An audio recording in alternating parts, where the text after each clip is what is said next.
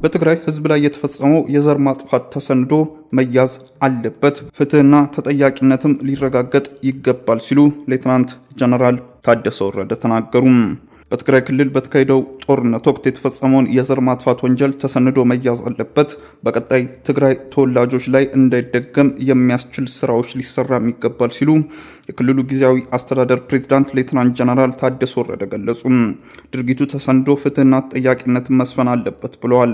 ፕሬዝዳንቱ ይህንን የገለጹት በክልሉ የተቋቋመው ዘር ማጥፋት ጥናት ኮሚሽን ባዘጋጀው በትግራይ ዘር ማጥፋት ድርጊት አመልካች የቁሳቁስ መረጃ አሰባሰብና አጠባበቅ በሚል ርዕሰ ጉዳይ ሰኔ 9 ቀን በተካሄደው የምክክር መድረክ በመገኘት ባስተላለፉት መልእክት ነው። በትግራይ ዘር ማጥፋት ወንጀል መፈጸሙን የሚያሳዩ ማስረጃዎች በጊዜ ሂደት እና ጊዜ በገፋ ቁጥር እንዳይጠፋና ለረጅም ጊዜ ተጠብቀው እንዲቆዩ በሚያስችል መንገድ ተሰንደው እንዲቀመጡ ማድረግ አለብን ሲሉ የተናገሩ ፕሬዝዳንቱ ተጠያቂነት እስኪረጋገጥ ድረስ ተጠብቀው እንዲቆዩ መደረግ አለበት ሲሉ አሳውቀዋል። ኮሚሽኑ እስካሁን የፈጸማቸው ያሉት ተግባራትን በማወደስ በዚህም ላይ ሊሰራ ይገባል ሲሉም ገልጸዋል። በትግራይ ጊዜያዊ አስተዳደር ፕሬዝዳንት ጀነራል ታደሰ ወረደም በትግራይ ህዝብ ላይ የተፈጸመውን የዘር ማጥፋት ወንጀል ተሰንዶ ፍትህና ተጠያቂነት ሊረጋገጥ ይገባል፣ በቀጣይ የክልሉ ትውልድ ላይ እንዳይፈጸም የሚያደርግ ስራ መሰራት አለበት ሲሉ አሳስበዋል።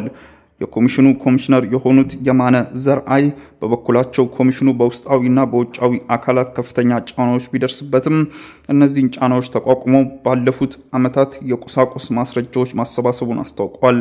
ኮሚሽኑ በትግራይ በሚገኙ በርካታ ዞኖች የምክክር መድረኮች ማካሄዱን ገልጸው የዘር ማጥፋት ድርጊቱ ፍጹም እንዳይረሳ ከዚህ በኋላም ፍጹም እንዳይደገም ሁሉም የክልሉ ተወላጆች ካሉበት ሆነው የኮሚሽኑን ጥረት እንዲደግፉ ሲሉም ጥሪ አቅርበዋል። ተቀማጭነቱን በአሜሪካ ያደረገ ኒው ላይንስ ኢንስቲትዩት የተባለ ተቋም የኢትዮጵያ ኃይሎች በትግራይ ጦርነት ወቅት በክልሉ የዘር ማጥፋት ወንጀል መፈጸማቸውን የሚያመላክት ጠንካራ ማስረጃዎች ማግኘቱን በወቅቱ ያወጣው ሪፖርትን ዋቢ በማድረግ መዘገባችን ይታወሳል። ተቋሙ ግንቦት 27 ቀን 2016 ዓ.ም ባወጣው ባለ 120 ገጽ ሪፖርት የመንግስት ኃይሎች ከአጋር ኃይሎቻቸው ጋር በመሆን የዘር ማጥፋት ተግባር ላይ መሳተፋቸውን የሚያሳዩ ማስረጃዎች መኖራቸውን ገልጿል። በጦርነቱ ወቅት የጦር ወንጀል ወይንም በሰብአዊነት ላይ የሚፈጸም ወንጀል መፈጸሙን የሚያመላክቱ አሳማኝ ምክንያቶች መኖራቸውን አክሎ ገልጿል። የኢትዮጵያ መንግስት በዓለም አቀፍ የፍትህ ፍርድ ቤት ክስ እንዲመሰረትበት በሪፖርቱ መጠየቁን ዘገባው አካቷል። ሪፖርቱ እንዳመላከተው የኢትዮጵያ መከላከያ ሰራዊት፣ የኤርትራ መከላከያ ኃይልና የአማራ ክልል ሚሊሻዎች በትግራይ ተወላጆች ላይ የጅምላ ግድያ በመፈጸምና በረሃብ ዘር ማጥፋት ዓላማቸው ነበረም ማለቱ ይታወሳል።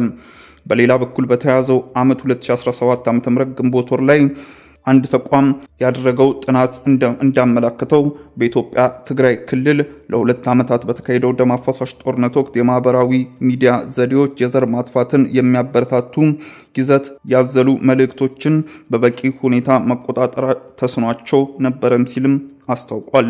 የተቋሙ ግኝትን ዋቢ በማድረግ ባቀረብነው ዘገባ የማህበራዊ ሚዲያ ዘዴዎቹ የጥላቻ ንግግሮች፣ የአመጽ ቅስቀሳዎችና የጭካኔ ድርጊቶች በኦንላይን በስፋት እንዲሰራጭ መፍቀዳቸውን ማመላከቱን አካቷል። የኢትዮጵያ አየር መንገድ በእስራኤልና በኢራን መካከል እየተካሄደ ባለው ጦርነት ሳቢያ ወደ ቴል አቪቭ የሚያደርገውን በረራ በጊዜያዊነት ማቋረጡን አስታወቀም። የኢትዮጵያ አየር መንገድ በእስራኤልና በኢራን መካከል እየተካሄደ ባለው ጦርነት ሳቢያ ወደ ቴል አቪቭ የሚያደርገውን ጊዜያዊ በረራ ማቋረጡን አስታውቋል። በእስራኤል በተፈጠረው ወቅታዊ ሁኔታ ምክንያት ወደ ቴል አቪቭ የሚያደርገውን በረራ በጊዜያዊነት ያቋረጠ መሆኑን እንገልጻለን ሲል በማህበራዊ መገናኛ ገጾቹ ባስተላለፈው መልእክት አየር መንገዱ ገልጿል። አየር መንገዱ በረራውን ያቋረጠው በጊዜያዊነት መሆኑን ጠቁሞ ለተፈጠረው መጉላላትም ይቅርታ እጠይቃለሁ ብሏል። እስራኤል በኢራን ላይ ጥቃት መፈጸሟንና ኢራንም ለጥቃቱ ምላሽ መስጠቷን ተከትሎ በዓለም ላይ ድንጋጤ መፈጠሩን የተመለከቱ ዘገባዎች መሰራጨት ላይ ይገኛሉ። በተለይም ዓለም ላይ የነዳጅ ዋጋ ከፍተኛ ጭማሪ እያሳየ እንደሚገኝ ዘገባዎች እያመላክቱ ይገኛል። ውድ ተመልካቾቻችን በለታዊው የዛሬ ውሎ ፕሮግራማችን ይዘንላችሁ የቀረብናቸው ዋና መረጃዎች እነዚህ ነበሩ። ከፕሮግራም ጋር አብሬያችሁ ቆይታ ያደረኩት እኔ አብዲስ አደፋር ነበርኩ። ከሌሎች የኬሎ ሚዲያ ፕሮግራሞች ጋር መልካም ቆይታ